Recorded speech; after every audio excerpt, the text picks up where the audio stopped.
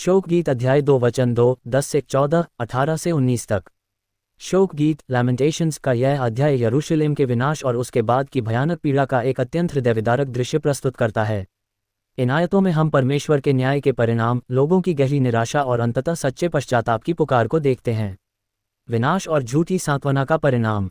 इन आयतों में दर्द का गहरा वर्णन है, कैसे यरूशलेम के प्राचीन और प्रतिष्ठित लोग शोक में धूल में बैठे हैं और मौन हैं। आयत 10। सड़कों पर मासूम बच्चे भूख से तड़प रहे हैं और अपनी माताओं की गोद में प्राण त्याग रहे हैं। ये स्थिति केवल एक शहर का भौतिक विनाश नहीं है, बल्कि परमेश्वर से दूर जाने का आध्यात्मिक परिणाम है। आयत 14 एक बहुत ही महत्वपूर्ण बात की ओर ध्यान दिलाती है। तेरे भविष्यद्वक्ताओं ने तेरे लिए व्यर्थ और झूठे दर्शन पाए, उन्होंने तेरे अधर्म को प्रकट नहीं किया कि तेरी बंधुआई को टाल देते। झूठे उपदेशकों ने लोगों को उनके पापों के प्रति सचेत करने के बजाय उन्हें झूठी शांति दी। आज के समय में भी ये हमारे लिए एक स्पष्ट चेतावनी है। हमें ऐसे विचारों या संदेशों से सावधान रहना चाहिए जो केवल हमें अच्छा महसूस कराते हैं लेकिन हमारी आध्यात्मिक कमियों और गलतियों को सुधारने का प्रयास नहीं करते।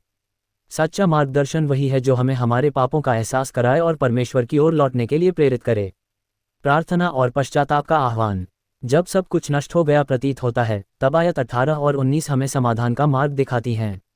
यहाँ एक स्पष्ट आह्वान है, रात के आरंभ में उठकर चिल्ला। प्रभु के सम्मुख अपने मन को जल के समान उंडेल दे। ये किसी साधारण प्रार्थना का समय नहीं है, बल्कि यह अपने पूरे हृदय को परमेश्वर के सामने खाली कर देने का समय है। जब हम अपने जीवन, अपने परिवारों या अपने समाज को संकट में देखते हैं, तो हमारी प्रतिक्रिया केवल हताशा नहीं होनी चाहिए। हमें अपने बच्चों और अपनों के जीवन के लिए अपने हाथ परमेश्वर की ओर उठाने हैं।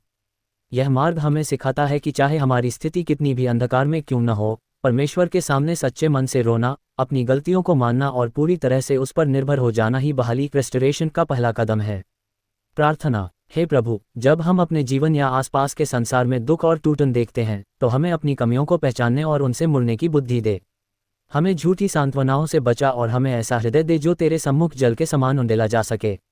हमारे परिवारों, हमारे बच्चों और हमारे समाज पर अपनी दया दृष्टि कर और हमें अपने सच्चे मार्ग पर चलने का बल प्रदान कर। आमीन।